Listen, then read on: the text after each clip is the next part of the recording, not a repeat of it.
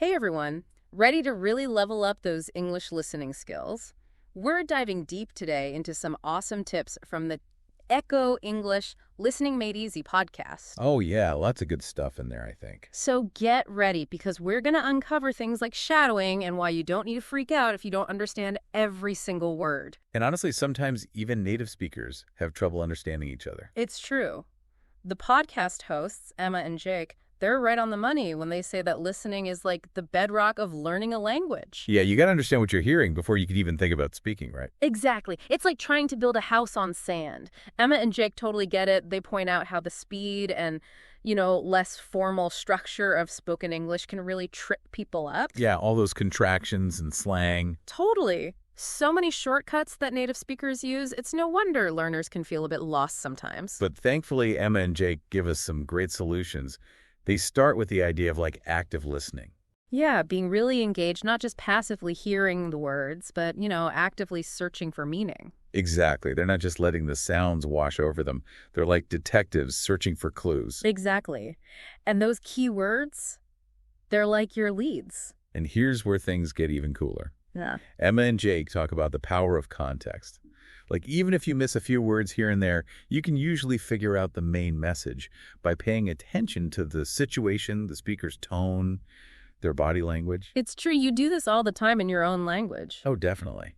Think about it. You're in a noisy restaurant. You might not hear everything perfectly, but you can still follow the conversation. Yeah, it's like our brains are filling in those gaps. I love that. It is pretty amazing. I remember this time I was traveling in a country where I didn't speak the language at all. Oh, I've been there. That feeling of being lost in translation, it can be a little scary, but also kind of exciting. Totally.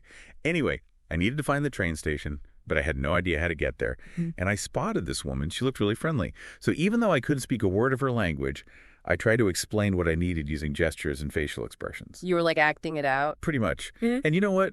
She understood perfectly. She pointed me in the right direction. Context is key. It's like a universal language. It really is. Oh. And speaking of helpful techniques, Emma and Jake talk about shadowing, which they say is like a game changer for pronunciation. So basically, shadowing is where you listen to a sentence and then you immediately repeat it, mimicking the pronunciation and the rhythm. Exactly. It's like weightlifting for your tongue. You're building muscle memory for those tricky English sounds. So you're training your mouth to move the same way as a native speaker. That makes sense. And they recommend using this with all kinds of materials, like podcasts, movies, even songs. The key is to find something you enjoy, right? Something you can listen to over and over again. Exactly. Repetition is key. Just like learning a musical instrument, the more you practice, the better you get. Speaking of practice, Emma and Jake also recommend watching movies with subtitles. They suggest starting with subtitles in your own language, then switching to English subtitles, and eventually watching without any subtitles at all. Yeah, that's a great way to gradually immerse yourself in the language. Your brain starts to rely less and less on your native language and has to work harder to understand the English. It's like taking off the training wheels. That's a great analogy. And they also had another suggestion for people who like listening to an audiobook while following along with the text. That's a great one. Engages multiple senses, reinforces both your listening and your reading skills. Plus, it's an excuse to curl up with a good book. All right, let's talk about some of the challenges that English learners face, starting with the whole accent thing. Emma and Jake acknowledge that the sheer variety of accents out there can feel really overwhelming. Oh, yeah, for sure. English is spoken all over the world, and every region has its own accent and dialect. But instead of seeing this as a problem, Emma and Jake actually encourage listeners to embrace this diversity of accents. They want you to seek out audio from lots of different English accents. British, American, Australian, you name it. They even suggest listening to non-native English speakers. Which is a really interesting point. It highlights how English is truly a global language. And in our interconnected world, understanding different accents, even those spoken by non-native speakers, it's more and more important. For sure. It's all about expanding your horizons, getting comfortable with the many different flavors of English. But even with all the enthusiasm in the world, sometimes maintaining focus during those longer listening sessions can be tough. Totally. Our minds tend to wander, especially when we're listening to something in a foreign language. But Emma and Jake have some tips for building that listening stamina, right? Yeah, they suggest starting with shorter listening sessions, maybe just 5 or 10 minutes, then gradually increasing the duration as you get more comfortable. It's like working out a muscle. Start with lighter weights and gradually increase the intensity. Exactly. And remember, you don't have to understand everything perfectly from the get-go. Right. The goal is to gradually improve your comprehension and build your confidence. Exactly. And now, are you ready to put those listening skills to the test? Emma and Jake included a fun little listening exercise in their podcast. It's a short dialogue about ordering coffee at a cafe. Love this. It's like stepping into a real-life scenario. We're going to play the dialogue for you, just like Emma and Jake did. Listen closely and see if you can answer the same questions they posed to their listeners. All right, coffee lovers, get those ears ready. Okay, so how'd you do with that coffee shop order? I think you got all the details. Let's see. First up, what was that drink order? A cappuccino. Classic choice. And the damage. How much did it set him back? That cappuccino was a cool $3.50. Not bad. Not bad at all. Even if you missed a few things, hey, give yourself credit for actively listening. Now remember Maria from Brazil? She wrote into Emma and Jake's podcast. Yeah, she was having trouble keeping up with those fast-talking native speakers. Relatable, right? And Jake had an interesting suggestion. Might sound a little counterintuitive at first. He recommended starting with slowed-down audio. Makes sense, though, right? Kind of like adjusting the treadmill speed before you go full-on sprint. Exactly. There are tons of resources out there that offer slowed-down versions of podcasts and audiobooks, and a lot of podcast apps let you adjust the playback speed right there in the app. Super convenient. It's all about finding a pace that lets you comfortably process the language without feeling overwhelmed. And then as your comprehension improves, you can gradually crank up the speed. Until you're right there with those native speakers. Zoom, zoom, zoom. Love it.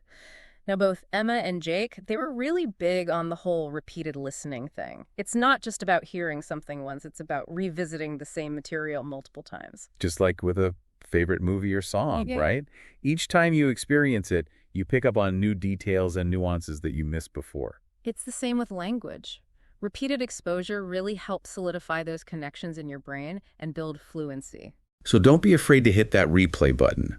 Listen to the same podcast episode or audiobook chapter a few times. You'll be surprised at how much more you understand each time. Now, before we move on, want to do a quick review of the key takeaways so far. Make sure we're all on the same page. Absolutely. Number 1, active listening and context clues. Those are your secret weapons. You don't need to understand every single word to get the gist of what's being said. Like that coffee shop dialogue, even if you missed a word or two, the context made it clear that the customer was ordering and paying for their drink. Precisely. And then we have those super helpful techniques like shadowing and using subtitles. Those can really make a difference. Shadowing helps you internalize those tricky English sounds, and subtitles give you that visual aid. And don't let those different accents or fast-talking natives scare you off. There are strategies to help you tackle those challenges. Slow down that audio, gradually increase the speed. You got this. The important thing is to be patient with yourself and have fun along the way. Remember, learning a language, it's a marathon, not a sprint. Couldn't agree more. Speaking of marathons, are you ready for another listener question? This one comes from David in Spain. Hit us with it. So David's struggling with distractions while listening. He finds it hard to focus when there's background noise or other things competing for his attention. I think we can all relate to that. Our modern lives are full of distractions. It's tough to find that quiet space for focused listening. Definitely. But don't worry, David. There are a few things you can try that might help.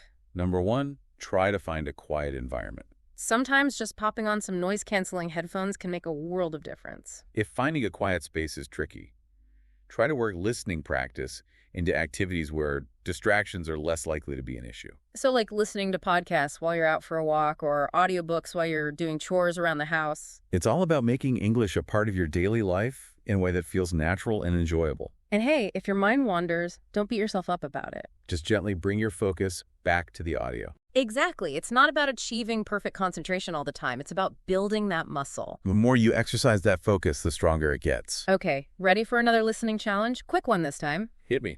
We're going to play a short excerpt from a news report and see if you can figure out the main topic. Sounds good. I'm all ears. Listen closely and we'll discuss the answer in a sec. Okay.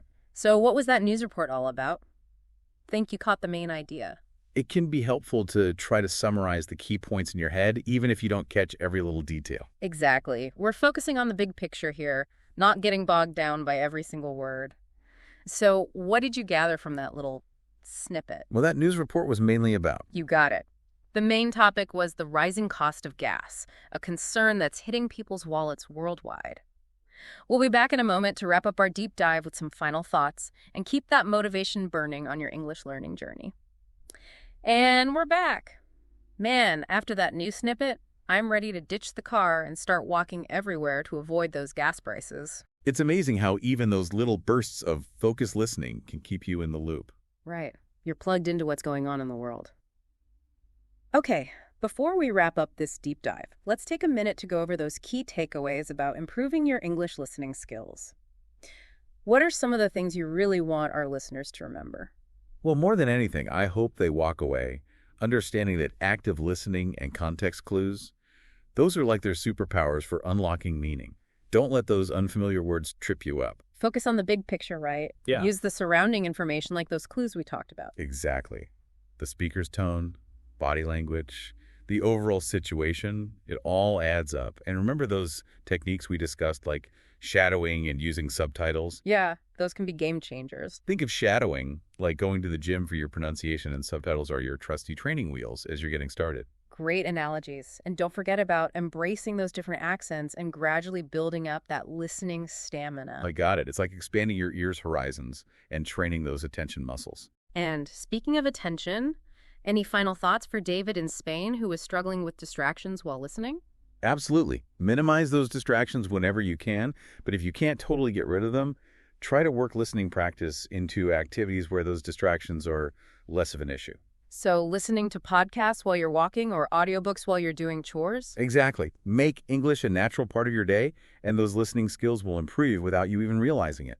It's all about consistency. And remember, David and everyone listening, be patient with yourselves. Learning a new language, it takes time and effort.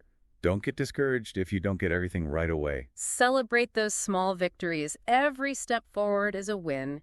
Every conversation, every podcast, even just overhearing snippets of English, it's all an opportunity to learn and grow. Exactly. Keep your ears open. And who knows, maybe one day you'll be the one sharing your own language learning tips and inspiring others. From listener to leader, all thanks to the power of listening. Until next time, happy listening, everyone.